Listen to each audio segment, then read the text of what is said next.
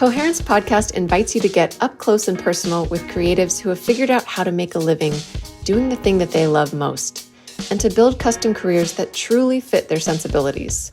I'm here to guide you through the wild world of working for yourself so you can cut out the noise, center your own judgment, and live a life that makes amazing sense for you.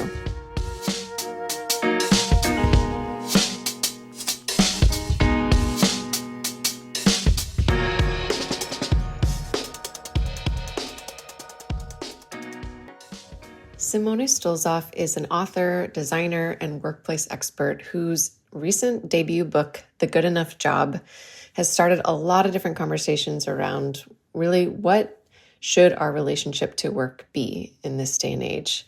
He recently hosted his first TED Talk, and it's already climbing up to 300,000 views, which is so cool to see. And I'm not surprised. He is someone who's just very well-spoken. He's really good at articulating his thoughts, and I think you'll see in our interview together his masterful ability to just wield metaphor that I really appreciate. When I first met Simo, he was working at the reputed design consultancy IDEO, and it always seemed like a really cool job. And so it was interesting to be around him during the time where he decided to take the leap and go solo and write his book.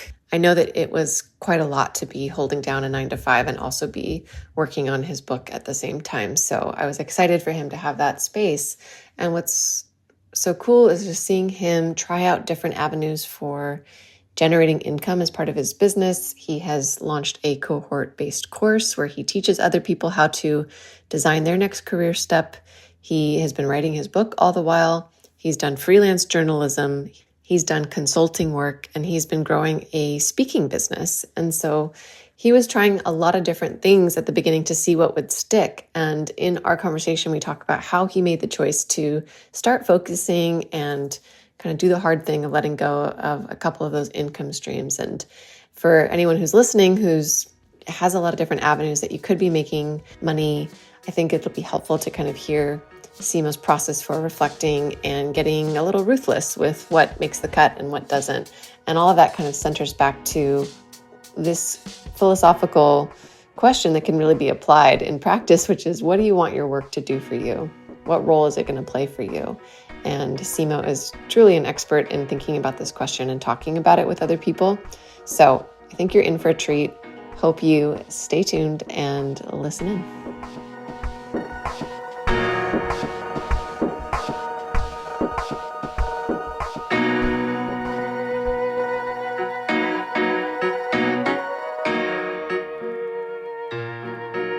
All right, Simo, let's get into this. So I want to start with the big, broad, getting to know you question. I think in the circles that you and I run in, sometimes people ask the question of like, what do you like to do? But for the rest of the world that's still asking the classic, what do you do question, how do you find yourself responding to that? Yeah, the easiest way to respond is that I'm an author. It isn't an exhaustive response because I do other things in addition to writing books. And even getting to the point where I can introduce myself as an author was a process. You know, I felt that I didn't feel qualified or someone hadn't given me the author badge that gives me membership to the club. But now that I've published one book and I have another one coming out soon, that's how I identify most professionally. Gotcha. Like, do you think little Simone would have thought, this makes sense? Like, yes, of course you would be an author. Or does that feel like your younger self might have found some logic in that? I think yes and no. You know, I studied poetry in college. Well, that's not the whole story. I studied poetry and economics. And so you can already see like an existential crisis looming on the horizon. And I spent a long time trying to convince myself that I didn't want to be a writer. I went to Penn, which is a very sort of pre-professional school, and I was like a creative writing student at this like finance institution. And all my friends were becoming investment bankers and consultants and had these very tracked careers ahead of them. And so I remember thinking as a 22-year-old, like, you can't be a writer. You have to find like the business equivalent of writing. And so I did. I looked for writing jobs online, and this word copywriter kept popping up. And so I spent my early career working as a copywriter in advertising and in tech. And then I worked in marketing and communications. I went back to school to study journalism and became a journalist, and then pivoted away from that and became a designer. And I worked in design. So I was sort of playing Goldilocks with all these different careers in my 20s. And it really came to a head at this one moment where I was working for this trendy magazine in New York, and a recruiter from IDEO, which is this design consulting and innovation firm in San Francisco, reached out. And I was very flattered. I'd never been reached out to before. And so I took the call and sort of passively went through the interview process. And by the end, I found myself at this crossroads. And on one path, there was continuing to work in journalism, and there's another path that was, making a little pivot and joining this design firm. And on one hand, it's like, woe is me, oh, the agony of having to decide between two attractive job offers. But on the other hand, it was like an existential crisis, and I couldn't make up my mind for the life of me. I was so insufferable. I asked my Uber driver and my yoga teacher and everyone that I could ever talk to about it, which I should choose. And it really sent me for a loop.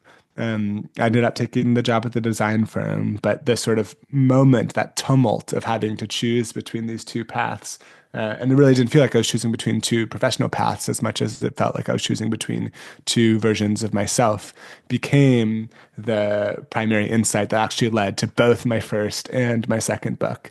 My first book is about work and identity, and how work has come to be so central to Americans' identities and sort of the cost of that. And my second book is about uncertainty and how to get better at dealing with what we don't know. And they both can be traced back to that one moment of being like this 28-year-old trying for the life of me to decide between these two job offers. Yeah, well said. I can tell by the way you're sharing this that like by virtue of writing a book about work, you've had to tell your story, your work story a lot. And it's Mm. what I'm reminded of is actually a favorite question of yours that I love asking with other people, which is like, if your life had a chapter break, where would it be? And I'm wondering if you think about your kind of career life or your work life, do you feel like that moment was the chapter break, or would you actually locate it somewhere else?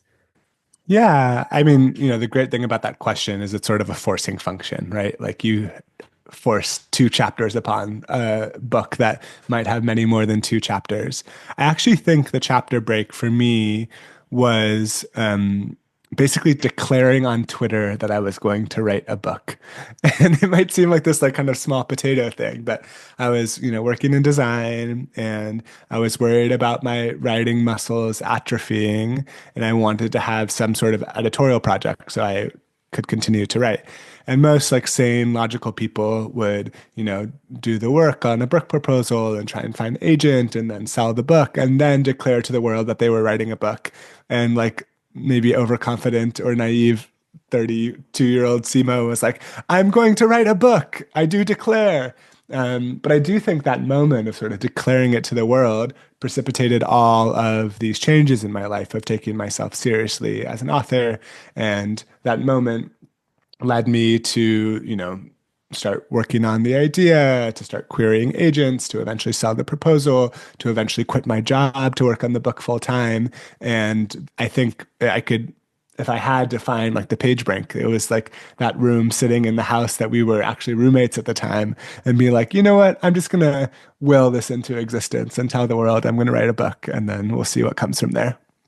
Yeah, the declaring something before you're fully ready, especially if you have a lot of Twitter followers or people who are actually tuning into your messaging, that does feel bold. Do you feel like it was like you wrote it and you kind of understood the weight of what you're about to do, or was it a little bit more spontaneous? Maybe if anything, it was the opposite, which I didn't actually understand the weight of what I was trying to do.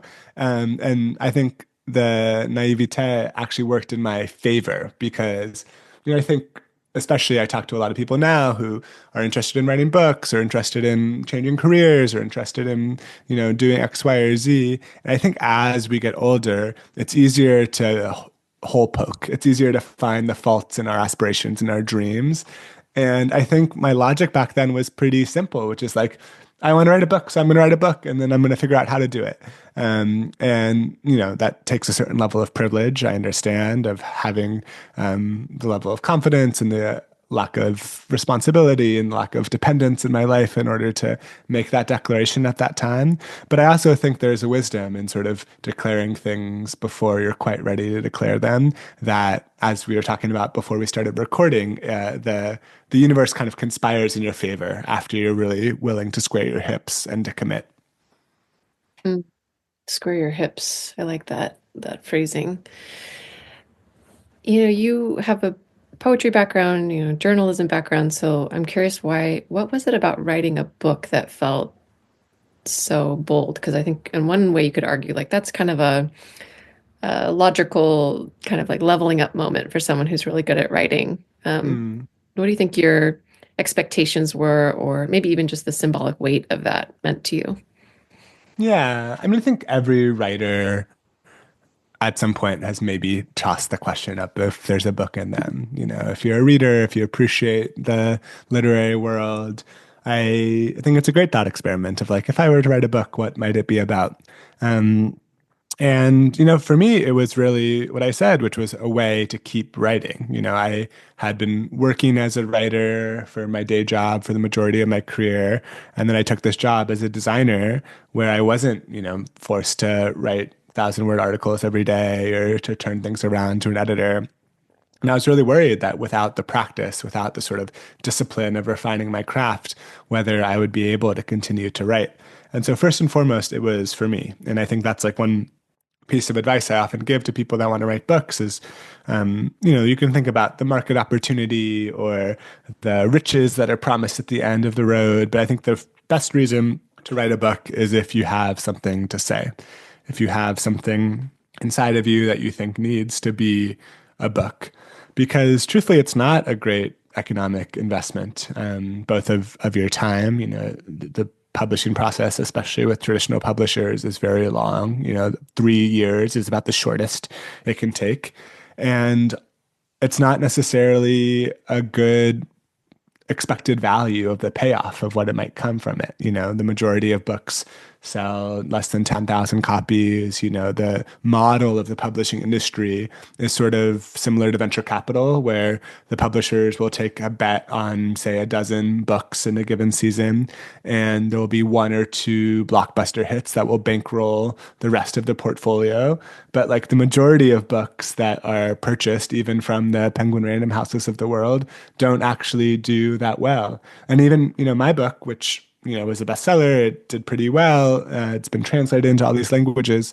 My like most popular article that I've written for The Atlantic or somewhere else has probably been read by 10 times more people than will ever read my book.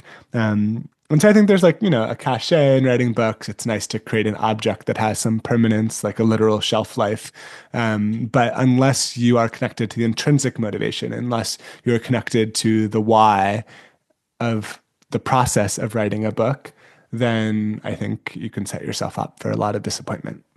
Yeah, I appreciate you being real about the sort of realities of the book publishing industry. And, um, I think, yeah, you're right. Sometimes people kind of start a business or they say, I want to write a book, but they don't really know exactly what they want to say and what that intrinsic motivation is. What do you think? Why was this particular book wanting to be born from Mm. you? Well, the cliche among authors is that you write the book that you need to read. And, as my short bio has probably illustrated, I spent my 20s looking for that dream job, that job that would perfectly encapsulate everything about me, my source of self-actualization. And I think a lot of my own suffering in trying to find the perfect fit for myself came from my expectations, came from this idea that there was this perfect job out there that I will do what I love and it will never feel like work. And I think that mentality is not unique to me. I think it's something that is very pervasive, especially in American society, especially for people that grew up in our generation who were told that they could do whatever they wanted. If they followed their passion, the money would follow. So the book, in many ways, was a way for me to explore this topic of what role work should have in my life, but also to make an argument about the value of diversifying our identities beyond just what we do for work. And I think especially for, listeners of your podcast, these people who are small business owners or creative professionals or entrepreneurs, there's this tacit assumption that like you are what you do. You are starting a business and you're starting it because it's a reflection of your unique skills. And I think that even for the entrepreneur, even for the designer, even for the writer who gets to work on something that they really feel is a passion, there is incredible value in seeing yourself as more than just what you do to make money. And so the argument of the book is just that. It is about the value of diversifying your identity beyond your professional life, not only to create a more well-rounded worker, not only to be able to be a more well-rounded professional, but as a source of resiliency in the face of change, in the face of the fact that your job might not always be there, and in a world where so many of us have yoked our sense of self-worth to our productivity and our professional output. Yeah, it's what's striking me is like people, including myself, start a business because they feel like maybe the traditional jobs out there or other people's job descriptions aren't exactly like the fit for, the perfect kind of mixture of their skills, what they like doing. Mm. And it's kind of a way to like, in theory, customize what you do to optimize for alignment and enjoyment. And you wrote this book, you started while you were full-time employed, and then somewhere in the process, left the design consultancy and kind of went out on your own to be self-employed. Do you feel like you've been able to apply your own thesis of your book to your business, Mm. which could, in theory, kind of hold a different set of expectations about the freedoms available that, and therefore, like the optimization for alignment? It's a great question. I'll tell a brief anecdote, which is the few weeks after I left IDEO to start working as a full-time author, I was so excited. I was so excited to never go to another meeting that should have been an email. I was so excited to no longer have to deal with the bureaucracy that came with working with clients or trying to navigate company politics. And I start working for myself. I always thought that my tendency to overwork was a reflection of culture of the companies that I worked for or my manager's expectations. And I started working for myself and I realized, oh shit, I am the worst manager that I've ever had. All of my tendencies to like work on the weekends and feel guilty about not crossing off a sufficient number of items off of my to-do list all persisted. It's like that Mm. Taylor Swift lyric, like, hello, it's me, I'm the problem. And I realized that like just becoming a solopreneur or just becoming someone who worked for themselves does not necessarily rid you of all of the internalized narratives about, grind culture or your self-worth being yoked to your productivity. And it took a lot of conscious effort to be like, okay, even if I'm working for myself, I still need to erect boundaries. I still need to have a clear sense of when I'm on and off the clock. Or else, especially if you're starting your own business, your work is kind of like a gas. It can just expand into all of the unoccupied space you allot for it. And so I think that was a real realization for me. And so I had to live the wisdom of the book because, sometimes people ask, like, okay, I get the message, I understand sort of the value of diversifying your identity, but like, is the answer to care less about your job? And caring less about your job is not very actionable advice. And so what I tell people instead is to care more about other things. Certainly we are all more than just workers. We are friends and neighbors and parents and siblings and community members and artists and travelers, what have you. But I encourage people to make sure that their calendars are reflective of their values and they're actually putting the time and doing the behaviors that reinforce these other parts of who they are. Because if not, then work, as we mentioned, can very easily just take over all of your life, which becomes a very sort of narrow platform to balance upon. Yeah, well said. I love that gas metaphor. It's a little insidious. And I like the idea that while there are only 24 hours of the day and you can argue time is finite, that caring or love is not. And you can kind of increase caring and across the board. It doesn't have to sort of come at the expense of taking away something. I can see why that message would resonate with a lot of people. Could you share a few examples of some of the things that you've um, invested care in outside of work that have helped you create more of that balance? Yeah, of course. So one example is I play on an ultimate frisbee team. I know it's not doing much to dispel the Northern California lanky Jewish kid stereotype, but one thing I appreciate about it is that the people on the team don't care how many books I've sold or don't care how many words I've written that day or that week. They have a different value system. And I like to think about work as sort of one container that has one implicit set of values or things that matter. Maybe it's, sales or, your performance review or some sort of metric that the company deems as important.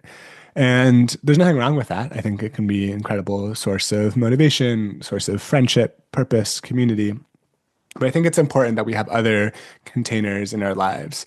And so the Frisbee team provides one container. The reason, Melissa, you and I know each other is because we lived in a communal living arrangement. We lived in essentially a co-op. And one of the things I learned from living in the co-op is that we have these expressed values. For example, community is a value that's very common, but these values are reinforced by our behaviors. And so by living in community, you have to do things like cook communal meals or clean up the house or, wash dishes. And those are sort of the behaviors that reinforce the value. A value expressed in and of itself in isolation is only so deep. But when those values are reinforced by communities that share them and by behaviors that really buttress the values themselves, that's when they become robust. That's when they can become part of who you are. Another small example, I'm Jewish, as I mentioned, and I don't always feel very Jewish, but around Passover, when I am going through the ritual of sitting down at the table with my family and my loved ones and reading the story of Passover, that behavior reinforces my Jewish identity. And I think the same for all different facets of our lives. I don't want to be prescriptive about what those other containers are for you or for anyone listening to this podcast, but the important thing is that they exist because for one, your job might not always be there. As we learned in the pandemic, it might not be any fault of your own. There could be a recession, or you can get furloughed, or you could get laid off. And if you are what you do and you lose your job, it begs the question, who are you?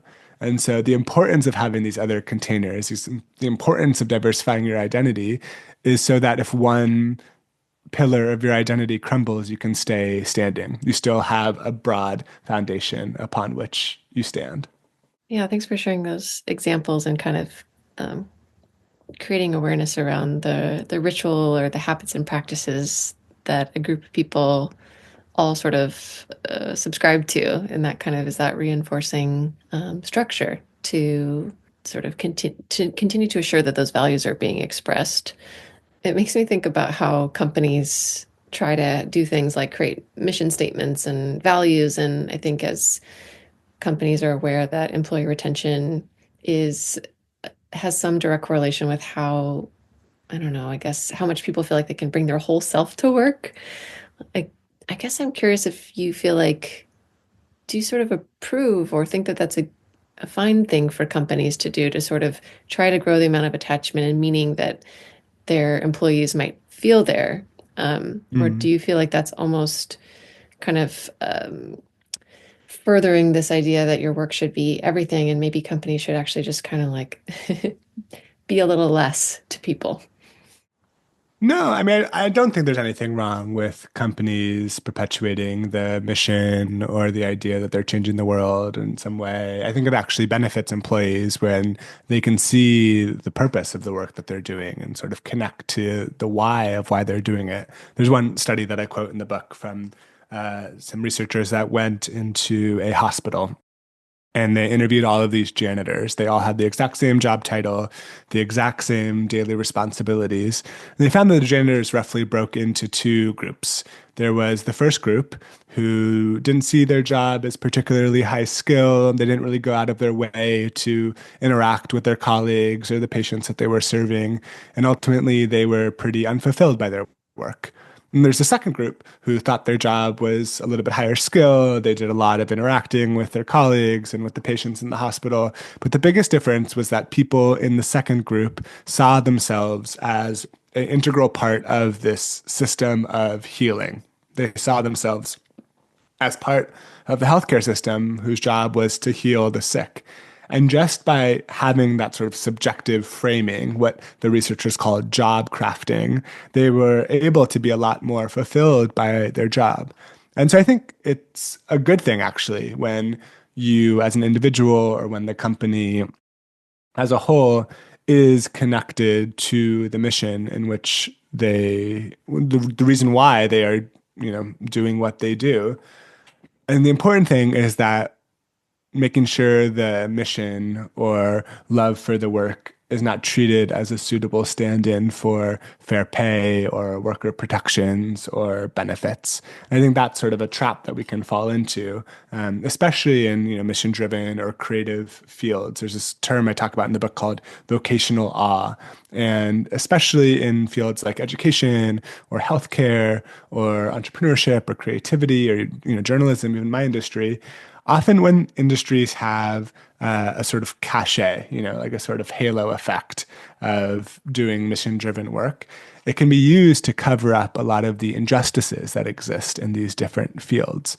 The story I tell in the book is about a librarian, and library system has these very high ideals about making knowledge available to all and furthering truth and being a community space for everyone. But sometimes those ideals are used to cover up the lack of suitable working conditions for librarians. And you get lines like, there's a line of people out the door that would happily take this job, or, you should do it for the mission. My wife is an educator, and, during the pandemic, people would say things like, you gotta put the kids first, like put your health second.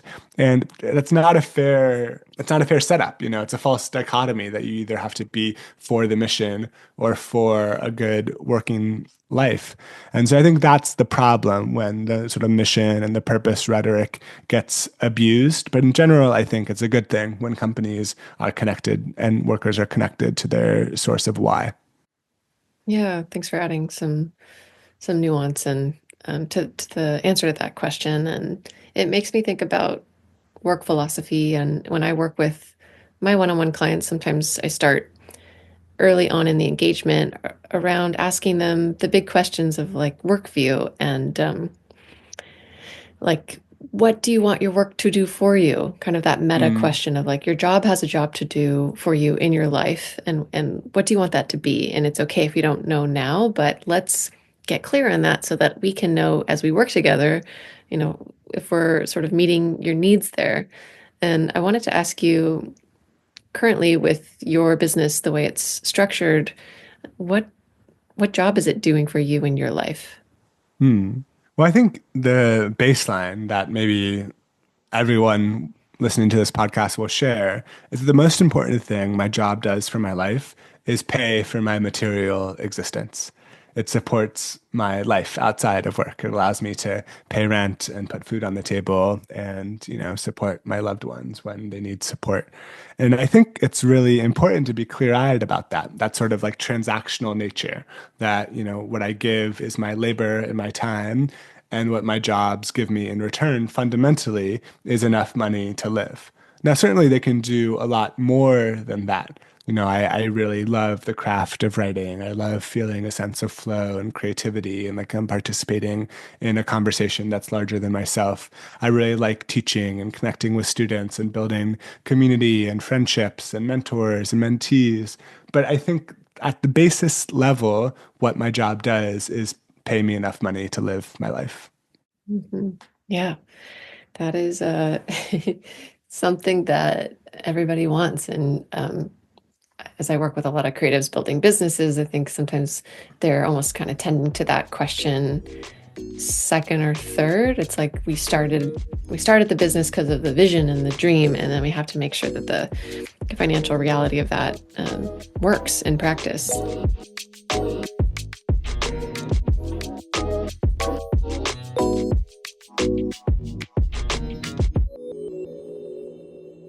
I think one thing that I haven't asked you about that would be helpful for people listening in to hear is to just hear kind of your breakdown of what I guess how your business is structured and how that might link to like what you spend your time doing.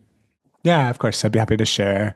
And it's taken some iterating. When I left my job, it was I think the end of 2022, and I did a lot of experimentation. In my first year of working for myself, I did 5 different things. I was writing my book. I was doing freelance journalism. I was designing and then teaching a course about career design. I was doing some public speaking, and I was also doing consulting, editorial consulting for different companies. And I really took this sort of experimentation mindset to building a solopreneur business of one. And then I did that for about a year. And I remember at the end of 2023, I sort of took stock. I did like an internal audit of my own business. The name of my LLC is Pizza Bagel Ventures, which is sort of a joke. I'm Italian and Jewish, and so that's like the pizza bagel. And so my Instagram handle is the pizza bagel. And then I sort of, you know, had to pick a name for an LLC. And now I hope I never get, audited or sued because it'd be very weird to be taken seriously with a name like that. But so I did sort of like my audit of Pizza Bagel Ventures and the different ways I made money over the course of the year. And I was sort of graphing on a few different vectors. One was how much time I put into each endeavor. The second was how much money it made me, and the third was how sort of the question you asked, which is like, what is the job that this job does for me? What is the meaning I get from this work? And what I found was that writing the book is sort of my soul work. That's like my craft. That's the thing I want to be spending the majority of the pie chart of my professional time doing. Public speaking, giving talks at conferences and at companies was the most lucrative of the things that I did from an hourly perspective. I could design a talk and give it in an hour and get paid what it would have taken me to write maybe 7 or 8 different articles. And then the teaching provided a different role, which is the sense of connection to the impact of the work, my feedback loop. And so I decided to stop doing freelance journalism, to stop doing consulting for companies, and just focus on those 3 things. And I'm really glad I did so. You may look at like paring down your business as leaving money on the table or sort of not giving yourself an outlet for different itches that you want to scratch. But in actuality, in the last year, I was much more focused, and I think the business did a lot better as a result. There's a few sort of frameworks that I use to, evaluate my own happiness. One comes from Daniel Pink, and he has this framework about intrinsic motivation. And he says that intrinsic motivation sits at the center of autonomy, which is, how self-directed you feel. Mastery, which is, are you learning or getting better at the things that you want to be getting better at? and purpose. Are you connected to the impact or the why of your work? And so that's one lens that I'm always looking at my work through. Like, am I getting better at the things that I want to get better at? Am I connected to the type of purpose that I want to, or the type of change I want to be making in the world? And does it feel like I'm sort of self-directed enough? Am I holding the driver's wheel of my own life? And I feel like all three are pretty in the black, at least for now. And I'm always up for reevaluating. Yeah, I'm grateful for you sharing the actual framework that you used. I'm sure people listening might be writing that down and Googling it because, someone working for themselves, you don't have the structure that a company who has their sort of system of, feedback rounds and mid-year reviews and all of that. Like, no one schedules that for you. So you have to do that for yourself. And you're the only one sort of in control of making sure that your compass is pointed in the right direction. So it's really great to hear that even after 1 year of business, you're able to do that for yourself.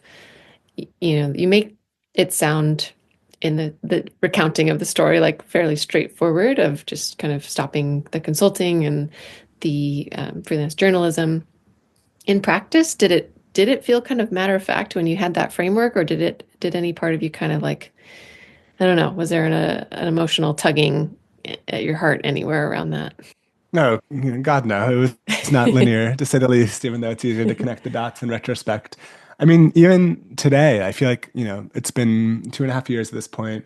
Every January of the last 3 Januaries, I've had the same feeling, which is like, okay, the jig is up. It's time to like re-get a corporate job, and especially, my wife and I are expecting our first kid, and that sort of changed my own calculus around what it means to, find security and stability for our family.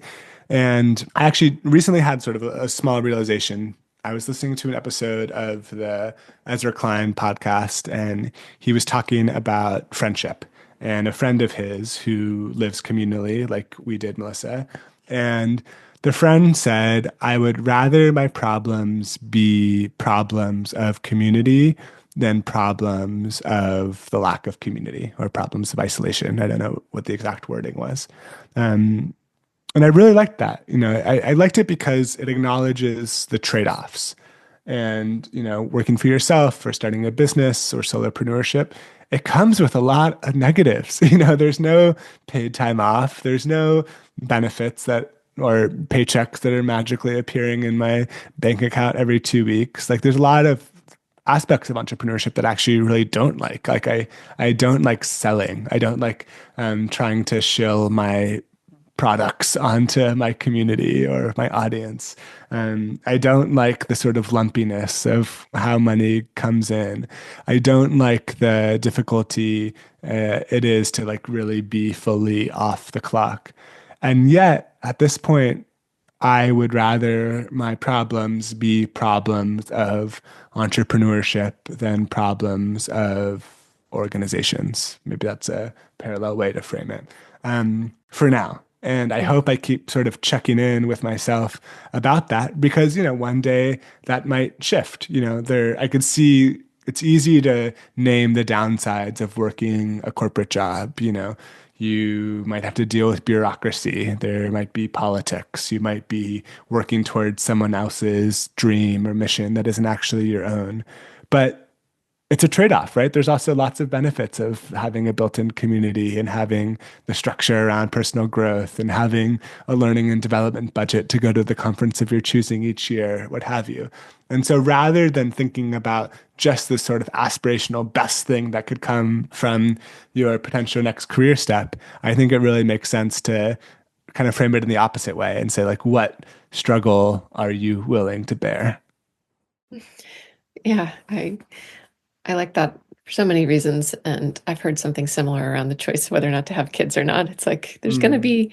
be, pros and cons and problems either way. So which set of hard things do you want to choose? And yeah, I think a lot of like marketing mm, signal out there, at least in my little bubble of content, speaks a lot to like, work for yourself and your dream job. And it's all, it's like kind of it's marketing. So they're trying to paint a rosy picture.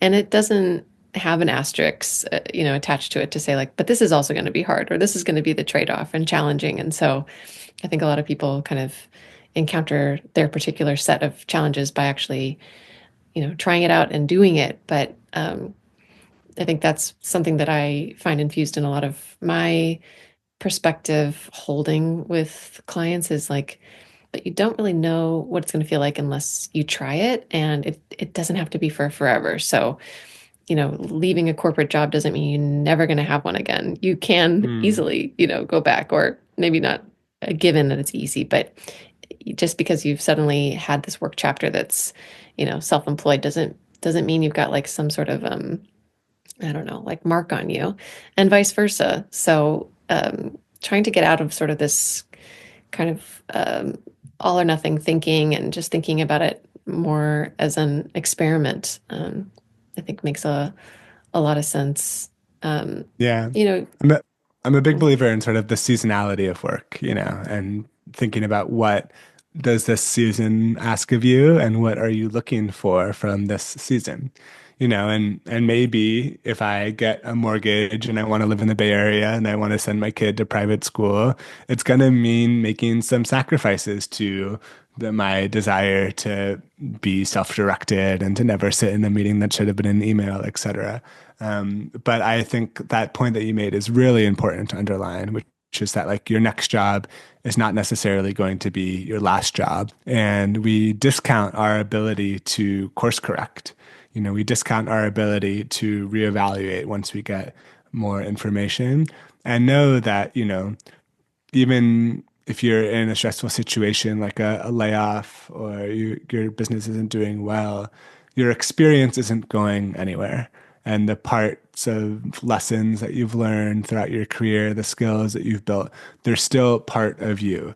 And if you leave the solopreneur path to join a corporation, you'll have the sense of agency and autonomy that you learned from trying to make it on your own. And if you leave the corporate world to try and make it on your own, you'll still have some of those skills that you learned from collaboration or from business development or what have you that you might not have been able to learn if you hadn't worked for that big company at some period in your life. And so, especially now where the sort of career ladder, linear career thinking is breaking down before our eyes, I think it's incumbent on each of us to take the pressure off a little bit and say, okay, I'm going to try this. This is my experiment. This is what I'm hoping to learn.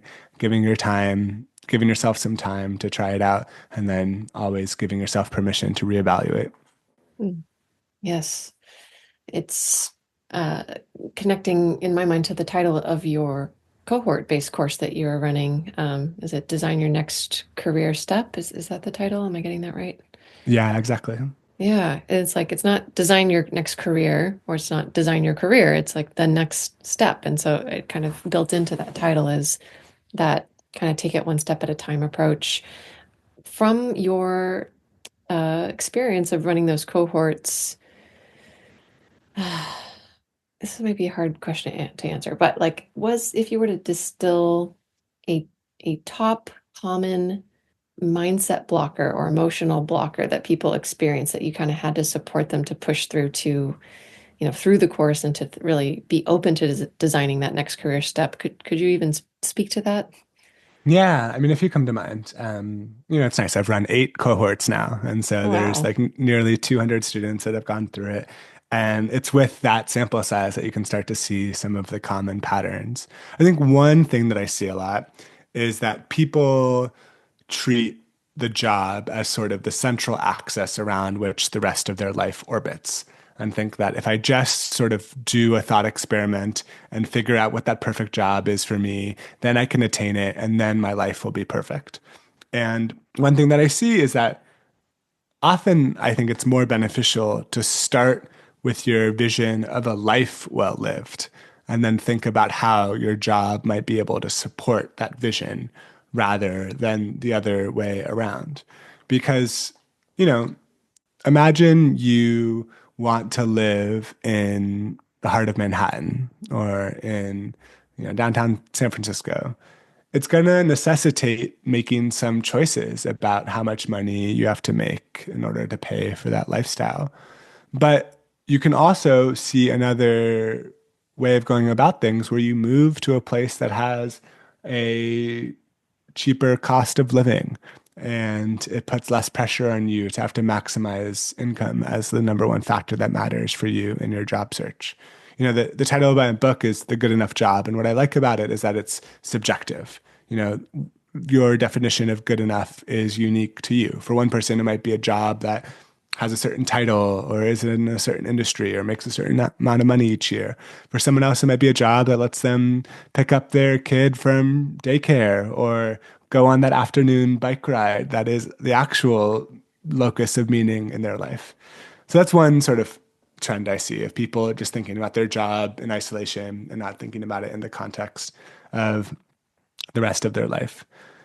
I'll share two more. One is that people try and treat experimentation around work as a purely mental exercise.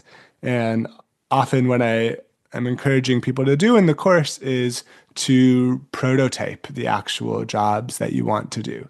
So for example, like a lot of people will reach out and say, "Hey, I'm interested in becoming a journalist, or I'm interested in writing a book." And I ask them, "So like what have you written recently? What do you like writing about?" And they'll say, "I haven't actually written anything yet, but I have all of these ideas." And I tell them, the best way to see if you actually want to, launch a Substack or become a travel writer or write a book is to write, to get proximate to the actual experience of doing the work. And, informational interviews can be helpful to a certain extent. You can do some research like reading job descriptions, but I encourage people that are trying a few different jobs out in their mind to really try and get close to the experience of like what you might be doing on an idle Tuesday, as opposed to just thinking about a job as sort of something in your mind. And Mm. then the third thing is, what we were talking about before was just about experimentation and putting so much pressure on trying to find the perfect job or the dream job. One very common outcome of people that take my course is that they actually realize that the job that they have is not that bad. And with some subtle changes, with a little bit of job crafting, both in sort of their mind shift and also trying to make the job that they have more like the job that they want, to do more of the types of activities that bring them meaning, they don't have to blow up their life and go backpack around Southeast Asia or go back to grad school and retrain. There's nothing wrong with doing those big career pivots either. But I think if you have a more experimental mindset of, okay, I'm going to try these things out and learn from there, it is much less intimidating than this perspective of, the same problem that I was stuck in when I was 28, when I was like, I could be a journalist for the rest of my life, or I could be a designer for the rest of my life. And I have to make this decision in 4 days. And if I don't make the right decision, my life is screwed. Just taking a little bit of the pressure off by having a little bit more of a experimentation mindset. Mm. If you could see my head, it is nodding a lot up and down. Just, I very much,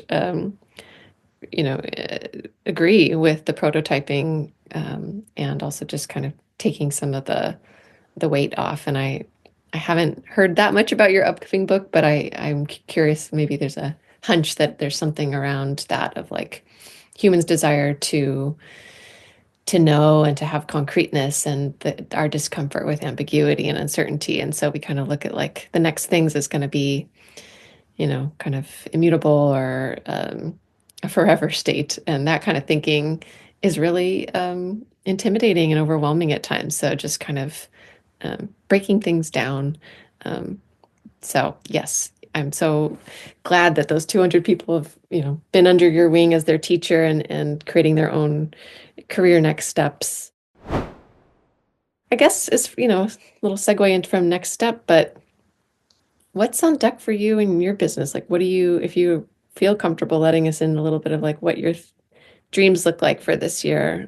I know you're about to become a father, and that's a really big deal. Mm. So, but yeah, how would you project forward to this year?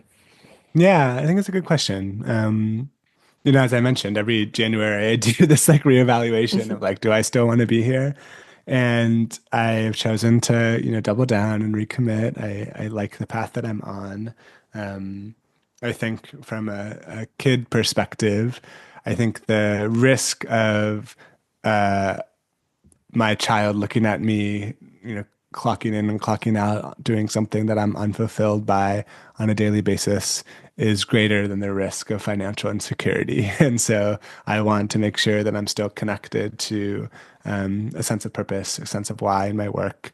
And, I'm about to publish the second book. And then the other thing that I've been thinking about recently is like, is there a hybrid approach where rather than thinking about like the extremes of corporate job on one hand and solopreneurship on the other hand, is there like a middle path? And I have a friend, Marissa, and she's calling it halfpreneurship. She is an author as well, but she has a part-time position at a university. And so that's something that I'm exploring. Is there a way that I can have some stability, have a part-time job or something that provides some of the things that I miss, like regular coworkers and colleagues, being part of a team, working towards something larger than myself, so that I can both have the security and stability of knowing that there might be a baseline and then also have the room to continue to experiment as I move forward. So Mm. that's sort of one thing that I'm prototyping for myself right now and thinking about what that part-time job or opportunity might be.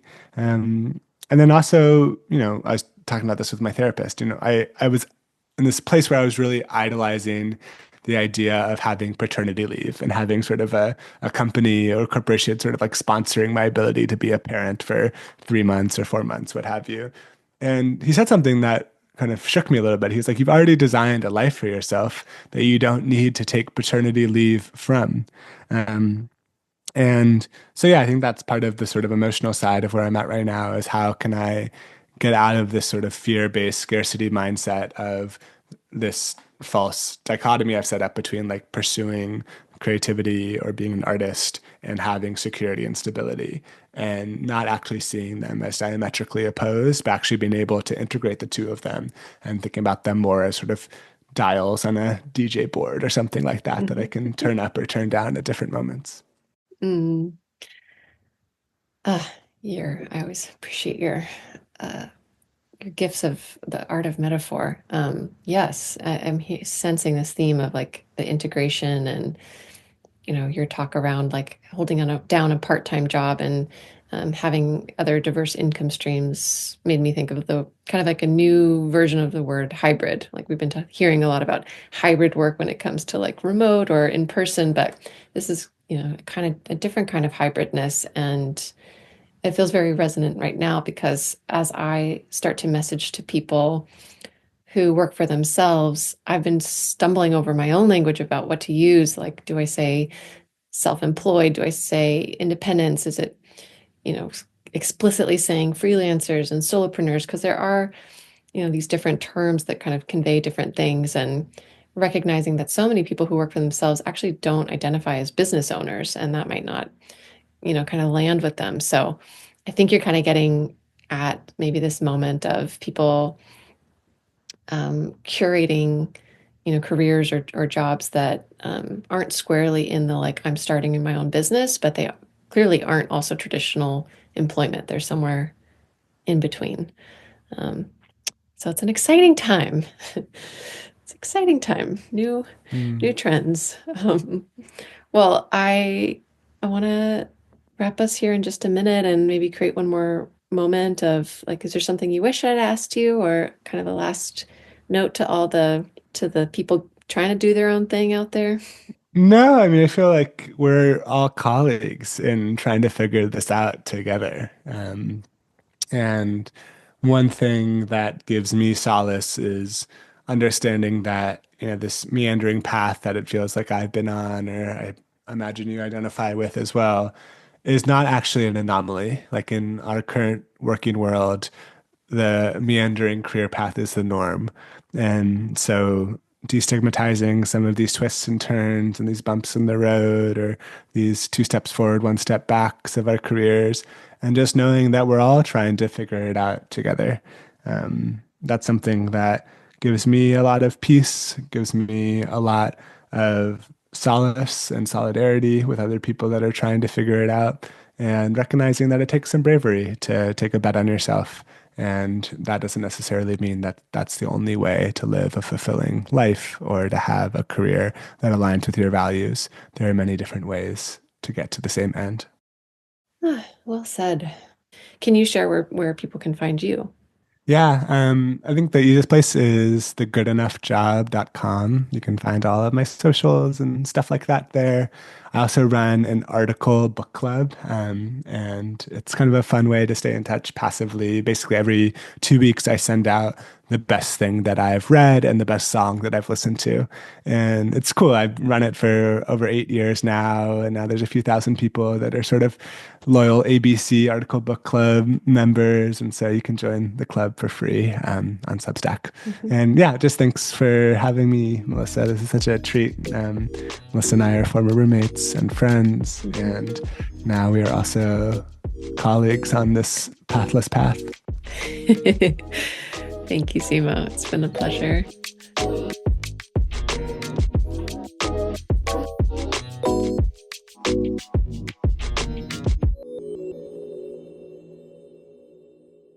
Thanks for tuning into my conversation with Simo.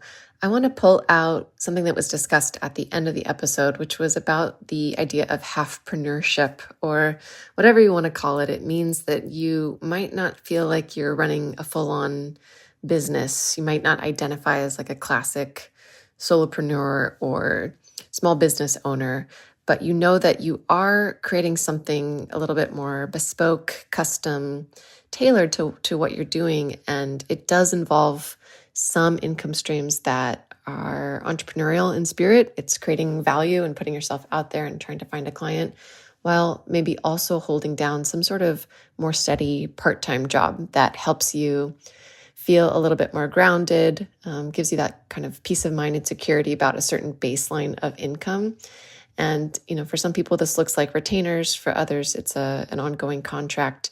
And as I've worked with many, many clients, I think it works quite well for people to strike that balance. And of course, you want to find a company or an organization you can work with where you feel like you're truly a collaborator and you're not beholden to kind of getting sucked into working full time. I think boundaries really come into play here. But if you can find an opportunity where someone is willing to invest in your services and not really expect you to be there full time, I think it can be a really like best of both worlds. It definitely takes a bit of juggling. But the more that I hear about these kinds of opportunities, the more it makes me realize they are out there. And one thing I would recommend is if you ever see a full-time role or you see a company or organization that you don't even see a role for, reach out and just ask about what their needs are and strike up a conversation. I did this in a work chapter. I ended up getting hired part-time to work for Experience Institute. And I didn't see a job posting. I just knew that I was good at program management. And so at the time I reached out and I just said, hey, this is me. This is what I can do. Do you have a need for this? And I didn't hear back at first. And a couple of weeks passed and I thought, okay, it's time to just try one more time. I'll just poke the email thread. And the second time I poked, I heard back affirmatively that yes, they are interested in my skill set. They would want someone to help support with this particular program that was kind of up and coming. And the timing really worked out. And so I ended up, working a contract for them for several months. And it was so great to join a team, to feel a little bit of structure and camaraderie that comes with joining an organization while still getting to grow my own independent coaching business and continue to do my certification. So my takeaway that I hope you really hear is to just follow your interests. And if you feel like your personality is such that you really love the idea of entrepreneurship, but going all the way that direction just feels like too much and you want to have more security, really consider trying to find a part-time, steady, ongoing contract for yourself. And don't be afraid to reach out, even if something isn't posted. All right? Happy searching, finding the right fit for you. We will be here for you the next episode. Thanks for listening.